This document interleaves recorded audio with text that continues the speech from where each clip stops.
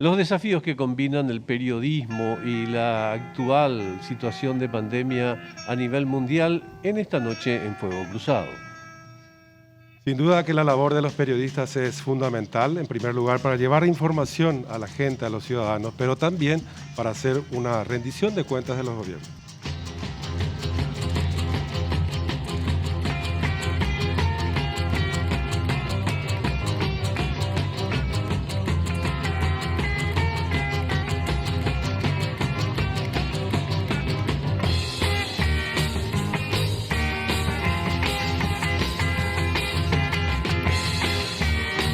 Muy buenas noches, ¿cómo le va, don Richard? Siento que esta noche va a ser una noche entre representantes de tres clubes que están de a poco desbarrancándose de la punta, ¿eh? Estamos un poco alejados, efectivamente, de alcanzar ciertas glorias, ¿verdad? ¿Cómo Sí, te va, Augusto? bien, Realmente bien. es un programa que va a dejar muchas huellas. Sí, señor, sí, señor. Ya vamos a presentar enseguida a nuestro invitado. Antes vamos al reconocimiento de campo. La pandemia nos ha obligado a vivir momentos históricos, cargados de incertidumbre y de miedos, que indudablemente tienen incidencia sobre la conducta humana en la sociedad. El aislamiento y las medidas restrictivas aplicadas generaron cambios drásticos en la vida cotidiana y en las libertades individuales. Sin dudas que en este estado de cosas es fundamental promover un diálogo abierto entre ciencia y sociedad, un ámbito en el que el periodismo adquiere un papel decisivo. Esta labor está cargada, no obstante, de responsabilidades donde los medios de prensa adquieren un rol contralor, clave en estos tiempos de transparencia, pero también asume un riesgo ya que los propios comunicadores están expuestos. Bueno, es un desafío, como decíamos al principio, Richard, y una circunstancia que nos debe obligar también a nosotros, los comunicadores, a parar un rato y pensar en cómo lo estuvimos haciendo. Autocrítica que no es muy propio de nuestra profesión, por cierto. Sí, bastante difícil que podamos mirarnos un poco al ombligo también a nosotros. ¿Qué te parece si hacemos la presentación del perfil de nuestro invitado de esta noche? Adelante. Carlos Federico Martini Escolar, más conocido como Carlos Martini, periodista, sociólogo y escritor paraguayo.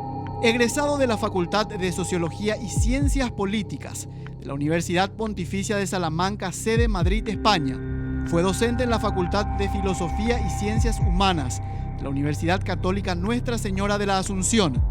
Enseñó en los departamentos de Ciencias de la Comunicación y de Ciencias Sociales las materias Sistema Político Paraguayo, Opinión Pública y Periodismo de Opinión. Estuvo a cargo de la dirección del Departamento de Ciencias Sociales y la dirección académica. Le damos la bienvenida después de esta presentación vasta, prolífica, por cierto, así que es un honor tenerle aquí con nosotros por primera vez en Fuego Cruzado. Buenas noches, Carlos, ¿cómo estás? Bienvenido. Muchas gracias por la invitación, el placer es mío. Encantado, Richard, encantado, Augusto. Bueno, al ver el signo deportivo que preside la mascarilla de Carlos, se cierra el comentario que hacía al principio, ¿verdad? Somos tres que estamos casi, como diría Fito Páez, al costado del camino, ¿verdad? Al borde del barranco. Al borde del barranco. Carlos, ¿seguís enseñando, Carlos? Enseñé hasta el año 2009 y justamente enseñé así 1989, 2009, 20 años, y me retiré el semestre en que publiqué mi primera novela cuando me di cuenta que compartir periodismo, docencia universitaria por un lado y literatura era imposible. Entonces ahí dejé la docencia universitaria porque esa es mi pasión real. Y en cuanto yo vi que podía causar daño a los estudiantes al no preparar las materias de manera exhaustiva como estaba haciendo, dije, quiero que me recuerden bien, y ahí salí. Ese es un caso absolutamente atípico en la Universidad Paraguaya. ¿Y te volcaste en el periodismo a tiempo completo? En el periodismo justamente ahora estamos en el mes de mayo. Ahora en abril, ¿qué pasó? Se cumplieron 32 años del periodismo. Yo comencé con un colega desaparecido, experto en temas militares, Carlos María Lescano, en el diario Última Hora en abril del año 1989. Jamás estuvo en mis planes ir a televisión. Mi idea era compartir sociología con periodismo escrito, que es lo mismo. Las vueltas que tiene la vida son siempre sorprendentes. Hablando de, queremos valernos un poco de tu sociólogo, Carlos, del sociólogo que vive en vos. ¿Cómo estás? ¿Cómo viste este año la relación entre lo que sucede allá afuera y lo que nosotros transmitimos como medios de comunicación.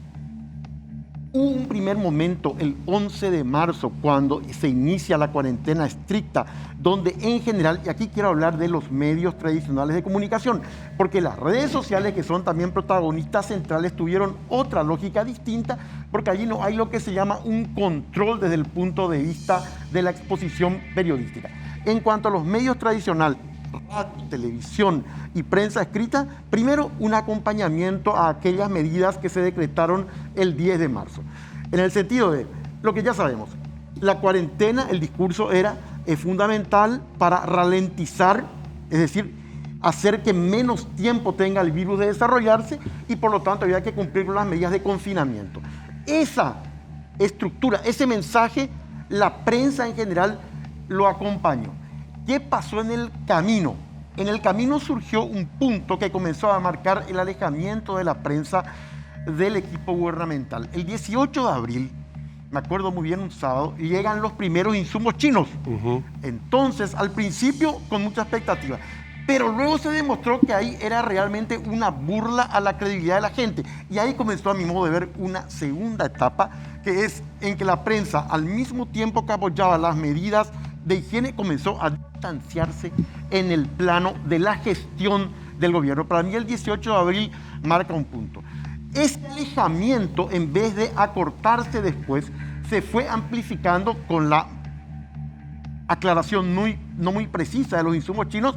Luego vino, ustedes recuerdan claramente, se rompió el tema de que éramos el país con menos casos de COVID, aumentaron los casos, vino luego la crisis de los medicamentos y luego la crisis de las vacunas. Entonces hubo esos dos tiempos, un tiempo de un apoyo. Ustedes me dirán, ¿y qué pasa sin embargo con las medidas de higiene? Ahí no ha cambiado la prensa. Sí, lo que ha habido es un alejamiento en torno a la gestión política administrativa. Ahí sí, y eso se fue abriendo tan grande la brecha que incluso acuérdense que hoy estas cuarentenas serrucho o inteligentes o intermitentes están inclusive cuestionadas por sectores de la prensa. Del idilio se pasó a la crítica y de la crítica se pasó al distanciamiento fuerte del gobierno, a tal punto que hoy el gobierno de Mario Abdo está muy lejos de ser el que tenía aquel consenso de marzo del año pasado. Carlos, en relación a esto que mencionabas, la influencia de las redes sociales y en esto que se ha convertido en una suerte de contaminación informativa, ¿te parece que es hoy una suerte de amenaza para la libertad de prensa? Amenaza no, pero sí nos exige mucho más. Es decir, hoy nuestra tendencia puede ser, bueno, así como hacen las redes sociales para tener una gran cantidad de seguidores, publiquemos esto. Yo creo que es una responsabilidad grande, en el sentido que nos permite a nosotros diferenciarnos de lo que son los excesos, la falta de verificación, la falta de rigurosidad y la falta de seguimiento de la información. Por lo tanto, yo te diría, Richard, lo siguiente: en tiempos de redes sociales es más esencial la labor del periodista, del que está para filtrar la información, procesarla, verificarla y publicarla. Antes no estaba ese contrapeso de las redes sociales. Hoy tantas son las fake news, tantas son las noticias falsas que nos abundan. Una experiencia que yo tuve la semana pasada en Radio Carita, llamó una señora al aire y me dijo, no, hay que aceptar la vacuna china. ¿Y por qué? Le dije, porque esta madrugada me enteré en las redes que está hecha de murciélagos. Bueno, ese es un ejemplo de lo que significan las redes sociales. Por eso yo te diría, nos llama a una tremenda responsabilidad a los medios tradicionales lo que pasa en las redes sociales, que es incontrolable. Claro, es un desafío. Tenemos nomás una relación así sirenaica, digamos, con las redes sociales, porque son tan bellas e irresistibles que no podemos salir de ellas. Tenemos que estar metidas en su juego, porque además es la forma de comunicar en este momento, Carlos. Creo que solamente la generación que vivió, digamos, el antes de las redes sociales y el después va a poder justipreciar esto, Carlos, ¿no? Claro que sí. Y es interesante, a mí me ocurre lo siguiente con las redes sociales cuando participo en ellas como internauta. Yo me pregunto, ¿tengo que publicar en mis redes sociales esto? Porque si yo tengo X cantidad de seguidores, al publicar esto no estaré causando daño. Es decir, hay como una también responsabilidad que uno tiene con sus propias redes sociales. Ahora, obviamente, si ustedes me dicen, si las redes sociales abrieron un campo a la investigación periodística, ahí sí.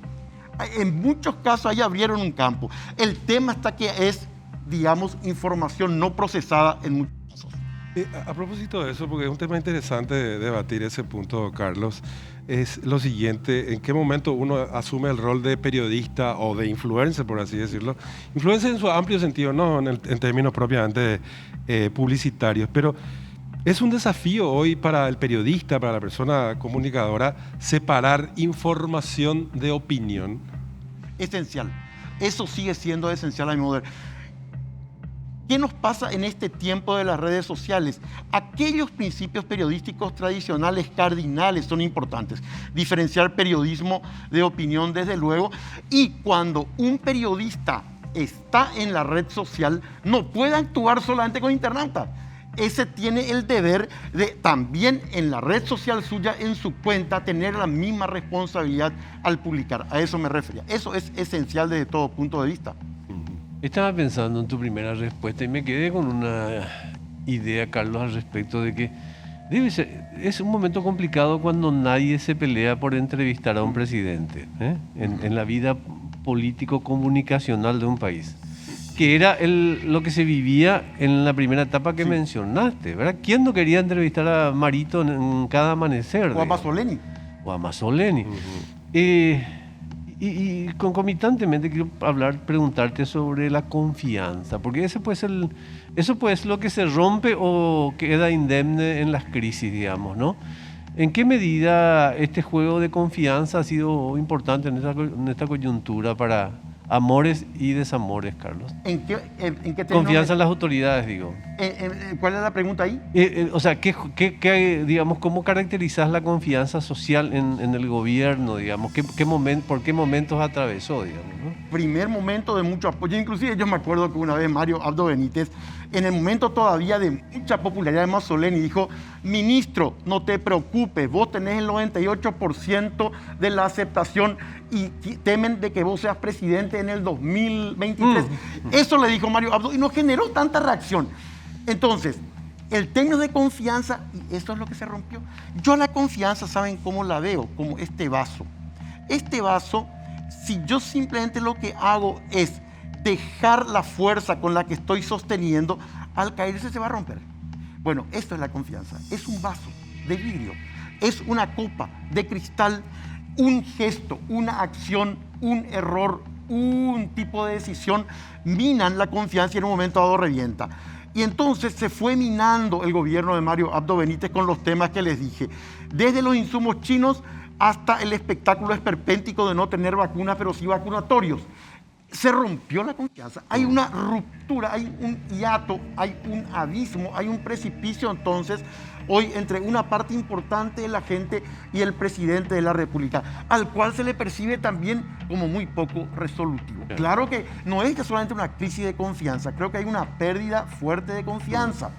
Tal cual. ¿Pero cómo se restituye esto? Esto que mencionas, se rompió la confianza, se rompió el vaso. ¿Se puede restituir eso? ¿Se puede volver a juntar esas partes, Carlos? ¿O es imposible ya con este gobierno? La coyuntura no es que le favorezca. Primero, hay un desbarajuste económico real a nivel de la microeconomía para quienes están sufriendo las consecuencias de las medidas.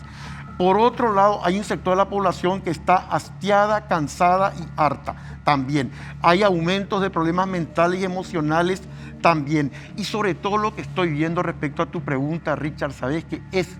Los griegos decían que un estadista no solamente debe tener las manos limpias, un estadista tiene que tener los ojos limpios, porque no solamente tiene que mirar acá, tiene que mirar en perspectiva, tiene que ver qué va a hacer. Eso no tenemos. Aquí estamos lo que en ciencias políticas alguna vez llamamos administración de crisis recurrentes. En pocas palabras, es cuando vos estás metido en la crisis, pero esta crisis ya vos no intentás hacerla para saltar, para habilitar un nuevo camino, sino resuelvo esta crisis, me viene otra. Resuelvo la otra crisis, me viene otra. Es una suerte de círculo de crisis recurrentes, sistemáticas. Ese es el momento actual. Por supuesto, yo no sé, estamos en el mes de mayo. ¿Qué va a pasar en diciembre si, por ejemplo, suponete por un momento dado, tengamos al 62% de la población mayor de 18 años vacunada, como dice la ministra Ida Sosa, y la pandemia comience a remitir? Bueno, esa será otra historia en ese caso. Sí, señor. Sí, o sea, ya no hay soluciones, sino apenas mitigaciones, Nada digamos. más. Tenemos que hacer una pausita y retornar en un A las minuto, órdenes. Carlos. Muchísimas gracias por compartir con nosotros esta noche. Ya volvemos en Fuego Cruzado con Carlos Martínez.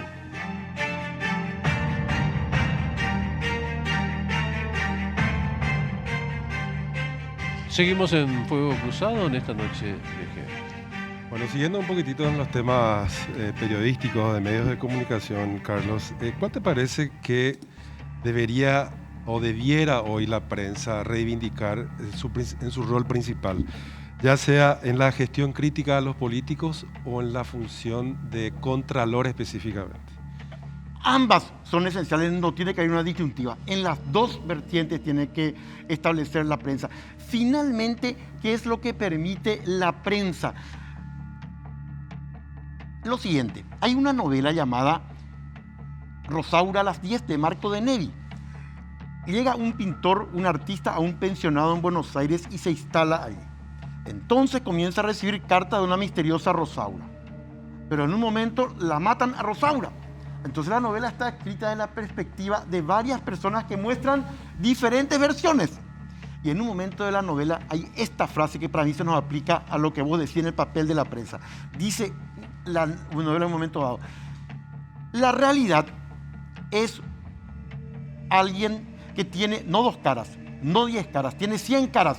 Y generalmente la cara que muestra la realidad es la más falsa. Hay que buscar la verdadera. Bueno, esa es la tarea en las dos dimensiones que vos oyes. Nosotros somos como arqueólogos, tenemos que hurgar para encontrar lo que todo poder, sea religioso, político, económico o social, quiere hacer siempre. ¿Cuál es el objetivo principal de cualquier poder? El vidrio negro, la opacidad, la falta de control. Ahí tiene que estar la prensa, buscando horadar ese vidrio negro. Carlos, uno de los subsidios más grandes que ha hecho la prensa a la ineficiencia del Estado en todo este tiempo ha sido el subsidio a la educación. El Estado no supo educar, el Ministerio de Salud no supo educar, y el gobierno no supo educar, y los medios han subsidiado eso porque consideraron también su rol, Carlos, ¿verdad? Pero de igual manera creo que nos ayuda a reflexionar sobre el futuro de nuestra educación y la calidad que tiene nuestra educación para relacionarse con la ciudadanía, ¿no? Hay tragedias. La tragedia sanitaria y la tragedia educativa. La sanitaria, hay un dato nomás que quiero mencionarles a ustedes, que es de la economista Verónica Serafini. El principal endeudamiento del paraguayo actual, el mayor endeudamiento, es en gastos de salud. En un sistema sanitario que antes de la crisis invertía la tercera parte nomás de lo que debería invertir. Esa es una tragedia. Literalmente que la mayor parte de lo que gastamos salga del bolsillo del ciudadano y no del Estado. Y la educación, hay mucha claridad. Estamos con 7 de cada 10 chicos y chicas que no entienden lo que leen, no tienen lectura comprensiva y menos de la mitad terminan lo que en mi tiempo llamamos el sexto. Ahora la media. Y por lo menos hay que terminar la media, decía Dionisio Borda una vez. Por lo menos hay que terminar la media, tener 12 años de estudio en un país para pretender el despegue. Hay algunos que mencionan, esto ya viene no del periodismo, sino de la sociología, que Paraguay es un Estado fracasado. ¿Y cuál es el riesgo siguiente de un Estado fracasado? Un Estado fallido, que no pueda cumplir necesidades básicas elementales en infraestructura entre los 10 países peores en el mundo. En riqueza, 36 veces más ganan los más ricos que los más pobres. Tenemos un nivel pobrísimo en cuanto a protección del medio ambiente y un sistema impositivo que alguna vez tiene que revisarse. Es decir, yo le preguntaba hace poco a Berta Rojas, nuestra compatriota chica que está artista en Estados Unidos, en una entrevista en directo. Bueno, Berta, decime cómo ve el Paraguay de ahora. Suspiró y me dijo: una asignatura pendiente. Eso es Paraguay hoy. Una asignatura fallida también en relación. Sí, ese es el riesgo, por supuesto que sí. Y ahí volvemos al tema de la confianza. Cuando no hay confianza social, se rompe el ñandutí. ¿Qué nos espera entonces? Porque de estas dos tragedias, la sanitaria aparentemente, en realidad la venimos arrastrando desde hace mucho tiempo. Esta pandemia lo único que hizo fue realzar, digamos, esos déficits históricos que hemos tenido siempre. Pero en la tragedia educativa, que lo venimos arrastrando desde antes de la dictadura, o sea, se proyecta que va a afianzar esto que estabas señalando recién, completar el Estado fallido, Carlos. Y lo peor es que esto va a aumentar las desigualdades, las brechas, la pandemia, porque entre los que tienen acceso a internet de fibra óptica full y los que tienen la posibilidad de recibir las tareas por WhatsApp. Hoy nomás nos enteramos que el 17% nomás de las escuelas tienen internet. Entonces, ¿qué es lo que ocurre acá? Yo solía plantearme, faltan exactamente bibliotecas. Claro que faltan bibliotecas, pero hoy día una biblioteca está al alcance de un celular inteligente. Entonces la idea está no solamente tener bibliotecas en cada escuela, sino tener acceso a internet para que ya no se tenga que tener el libro físico. Absolutamente. Bueno, pero estamos atrasadísimos en lo que hace a la conexión de internet. Tan atrasados que parece atrasadísimo que sigamos debatiendo esto, digamos, ¿verdad, Carlos? Porque imagínate, en otros países hay internet como hay agua, como hay luz. Carlos, cuando abandonaste ese mar de la serenidad de la vida normal y te metiste al periodismo, habías dejado también una rica historia como investigador de temas de militares. Así fue. De seguridad. Y quería preguntarte, ¿qué pasó del poder militar, el militarismo en Paraguay? Pasó lo siguiente, se da el golpe de 1989, que es un golpe militar, con algún apoyo civil colorado, pero un golpe stricto sensu militar. Bueno, ustedes se dan cuenta, ¿qué encontramos? Los archivos policiales del horror. ¿Y qué no encontramos? Los archivos militares del horror. Es decir, el poder de aquella transición desde arriba, hecha del Estado, durante aquellos años de Rodríguez y Guasmosi, hizo que la cuestión militar fuera muy importante porque realmente era una transición tutelada por el poder militar, por supuesto, también por Estados Unidos y Brasil, pero el poder militar aquí adentro.